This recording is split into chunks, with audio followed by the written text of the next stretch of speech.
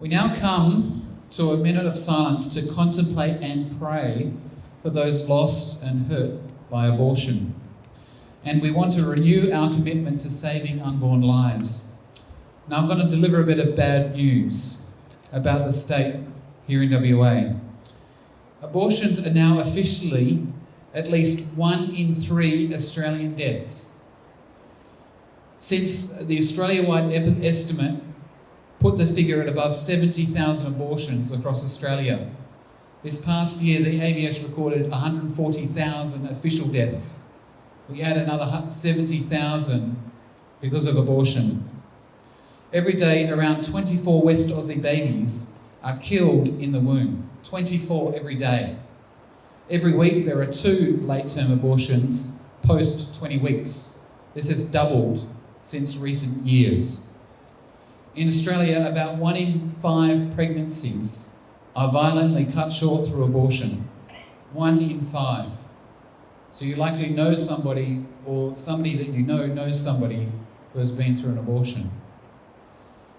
And they're cut short either by RU486 mifepristone pill in the first 10 weeks of pregnancy, which starves the baby of sustenance, or the baby is violently cut short through surgical intervention.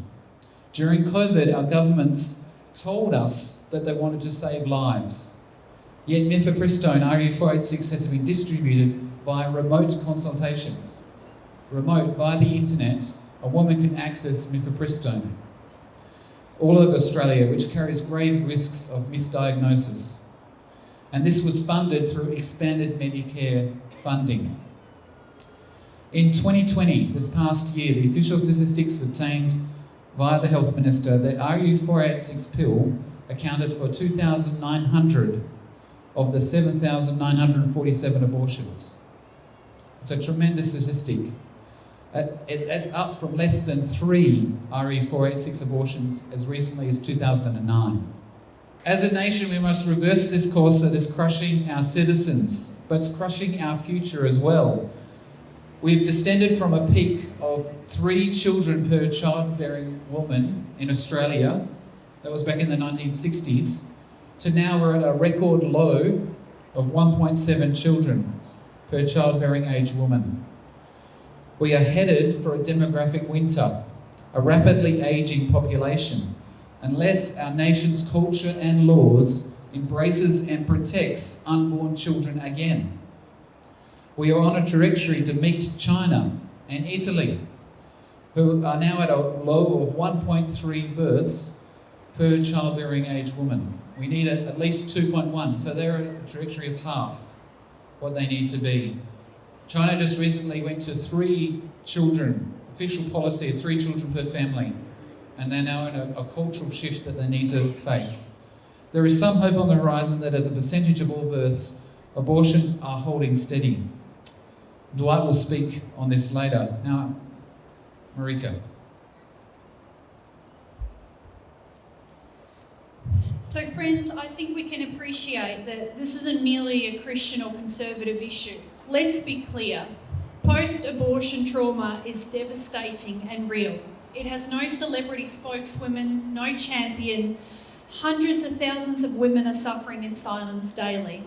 What many politicians fail to understand, or more accurately choose to ignore, is that there are so many implications of these procedures, and they are just as damaging for the mum as they are for the baby. There are countless studies highlighting the physical, psychological, and emotional complications that result from these abortions. We believe proposed legislation can change for the better.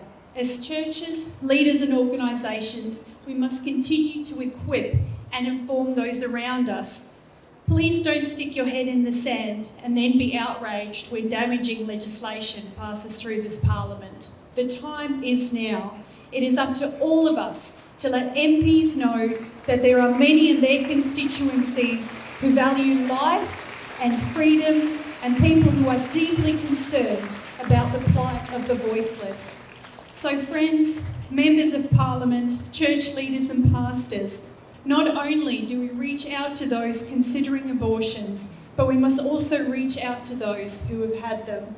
To be pro-life in its truest sense is to be pro-women. We can't love these precious babies and forget about these precious mothers. As Christians, we must love, protect and care for them, and that means influencing the laws that are made at Parliament House. To these women we say, you have a secure hope and a future.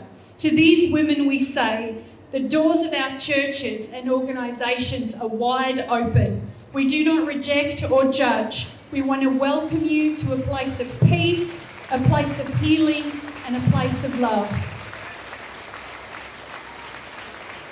Friends, keeping this in mind, let us reflect on the lives lost as we head into a minute of silence and maybe purpose in our hearts what our response and actions could be.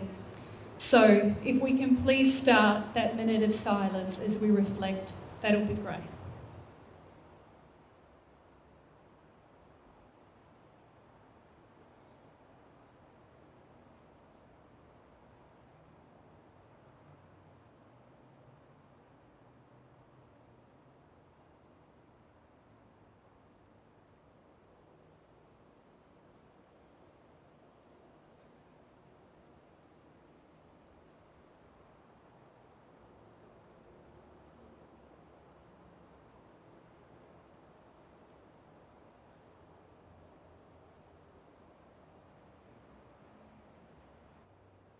Thanks, everyone.